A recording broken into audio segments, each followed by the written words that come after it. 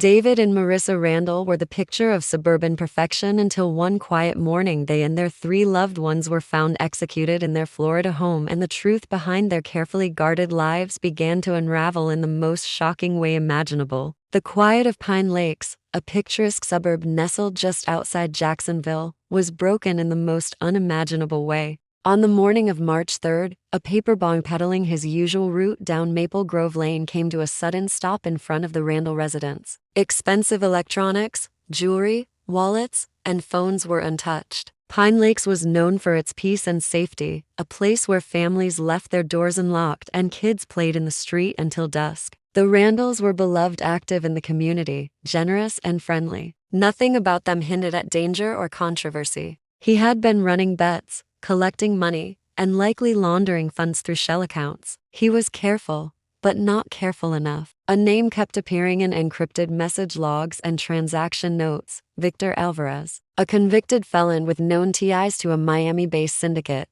Alvarez had a reputation for intimidation. Most neighbors in Pine Lakes had nothing to report: no suspicious noises, no unfamiliar vehicles, and no disturbances during the night. But one house, just 3 doors down, caught the investigators' attention. The property was equipped with several visible security cameras, one of which had a direct view of the Randalls' driveway and front entrance. The home belonged to Ben Holloway, a 58-year-old retiree who had lived in the neighborhood for over 15 years. When approached, Ben hesitated before agreeing to share his footage. He had served time for extortion, illegal weapons possession, and had once been a suspect in a missing persons case, though nothing was ever proven. At exactly 3:14 a.m., a dark-colored sedan pulled into the Randall driveway. The figure behind the wheel stayed in the car for nearly a full minute before exiting. Dressed in dark clothing, a hoodie pulled over their head, and gloves covering their hands, the individual walked to the front door carrying a small duffel bag.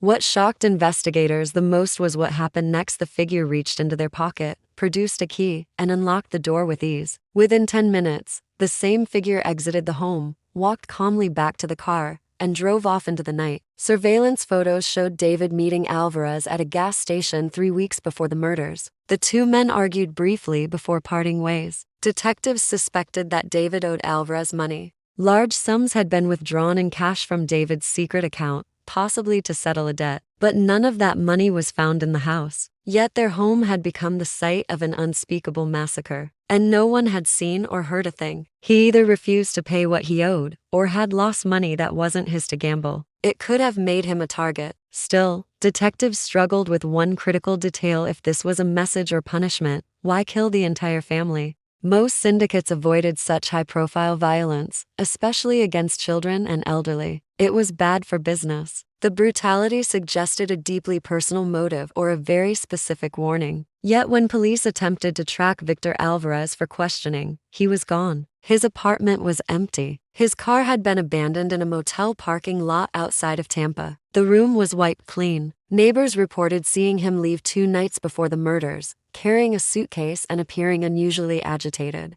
There were no surveillance records of him leaving the state, but his phone went dark soon after. The security system had been deactivated from inside the house at exactly 2:47 a.m., something only a family member or someone with inside knowledge would know how to do. No fingerprints, no DNA, no direct link to the crime scene. The weapon used had not been found, and Alvarez had left behind no signs of preparation for murder. Still, investigators believed David's secret life had opened the door to violence. The question now was whether the killer came from the world David tried to hide or from somewhere much closer to home. Forensics teams noted the killer's methodical execution style. Each victim was shot once, no more. There was no blood trail, no footprints, no broken windows. It appeared the killer had come prepared, executed the plan with precision, and left without leaving behind so much as a fingerprint. The front door stood ajar, swaying gently with the breeze, and the boy noticed something strange: an eerie silence and the strong scent of iron in the air. When he stepped closer, he saw a motionless hand just inside the threshold. The family's digital records, bank accounts, and personal communications were combed through with painstaking detail. Slowly, cracks began to show beneath the surface of the seemingly perfect Randall household. The first red flag emerged from David Randall's financial activity. While he worked as an accountant at a mid-size firm in Jacksonville, records indicated that he had been secretly managing a separate account under a false business name. Over the course of a year, more than $150,000 had flowed through this account, and much of it in cash. Investigators became suspicious. Further digging revealed connections to known gambling websites, but not the casual kind. These were unregulated, underground betting platforms, some linked to criminal organizations operating out of South Florida. Dropping his bike, he ran screaming down the street. Within minutes, emergency responders were on the scene. The horror that awaited them inside the house would send shockwaves through the entire community. 5 members of the Randall family were found dead inside their home, each killed with chilling precision. The patriarch, David Randall, was discovered in his home office, seated in front of his computer with a single bullet wound to the back of his head.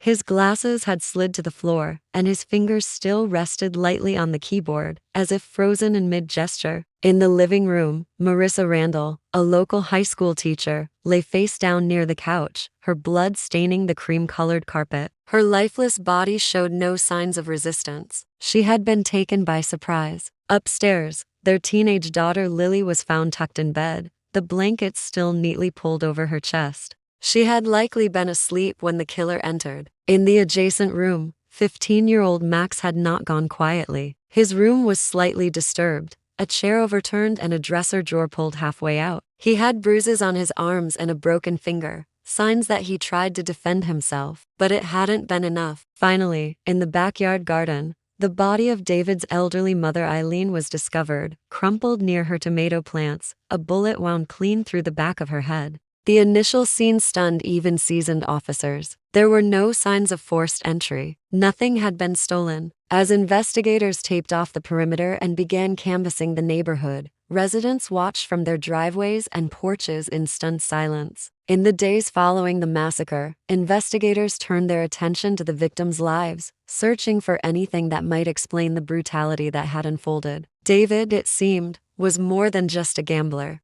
The theory quickly took shape. David had gotten into deep. Although Alvarez remained a prime suspect, the evidence was circumstantial. As detectives combed through the crime scene and pieced together timelines, they began canvassing the surrounding homes for potential witnesses or surveillance footage. The video turned out to be a turning point in the investigation.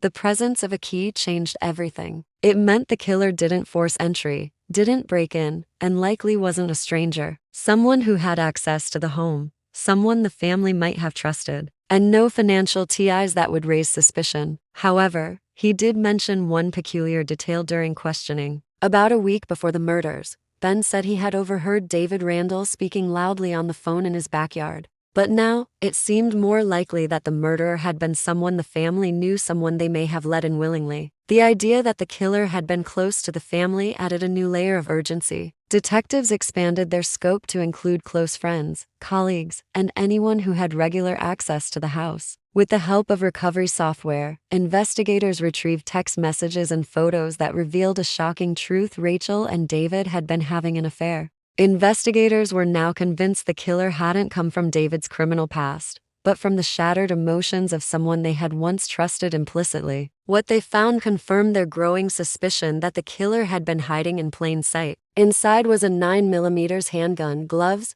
dark clothing, and the Randall family's missing house key. She claimed he had promised to leave Marissa, to start over, to build a life together. She referred to them as collateral, as if removing them was necessary to complete her plan. Prosecutors later described her actions as calculated, cold, and monstrously methodical. She had not snapped in a fit of rage. She had prepared, planned, and executed the crime with chilling precision. When he suddenly ended the relationship and cut off all communication, she spiraled. And shared holidays with them, could carry out such a horrifying act, left neighbors shaken to their core. The house was eventually torn down. A memorial garden was planted in its place, with 5 stones representing each life lost. She said she had given him her loyalty, her secrets, and even her money. In the end, the massacre of the Randall family was not the result of distant criminal threats or chance violence. It was the final act in a story of betrayal, obsession, and a woman who couldn't let go. In her mind, the betrayal wasn't just romantic, it was personal, and it was unforgivable.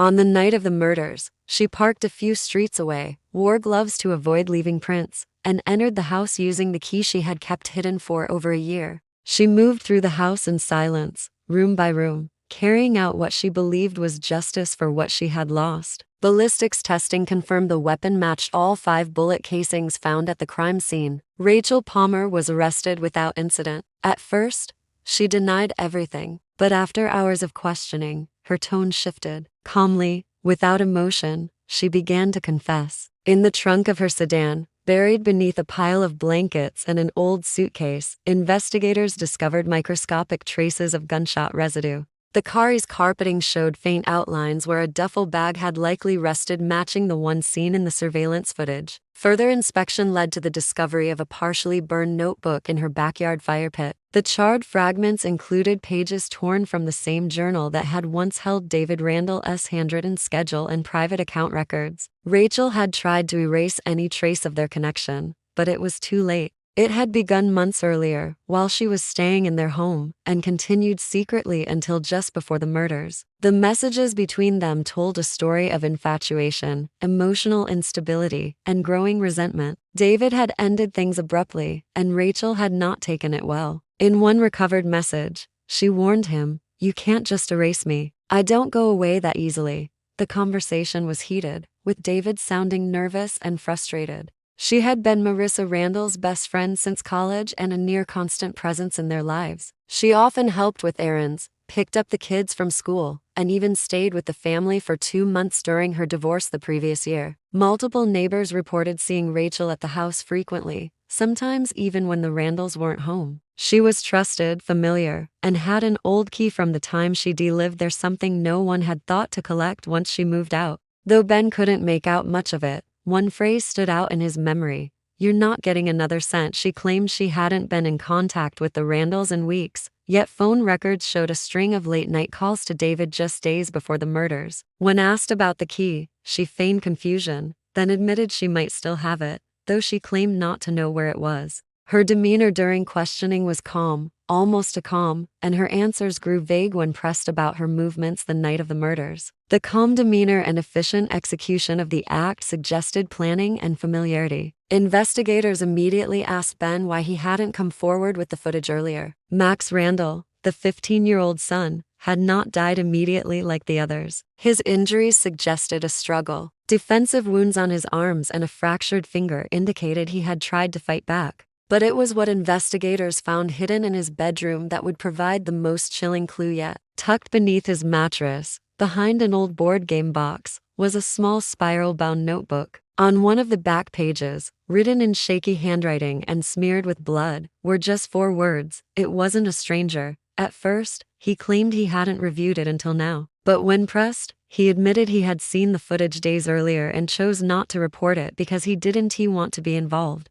That confession raised alarms. When detectives dug into Ben's background, they found no criminal history, no direct connection to the Randalls. With that information, investigators circled back to David's secret financial dealings and wondered if the person on the phone could have been connected to the murder. But something else didn't sit right. The killer wasn't just looking to scare or punish. They had eliminated an entire family, including children and an elderly woman. That kind of violence suggested more than money. It hinted at obsession, revenge, or deep betrayal. Someone close, someone with motive, and someone who knew their routines. While the focus had been on David's underground dealings, the growing evidence suggested the answer might lie not in the shadows of crime but in the quiet corners of their personal lives. As investigators continued to untangle the mystery, forensic analysis of the crime scene revealed a heartbreaking detail that shifted the direction of the case once again. That sentence changed everything. Until that moment, theories about hired killers, gambling debts, and criminal enforcers had dominated the investigation. One name stood out: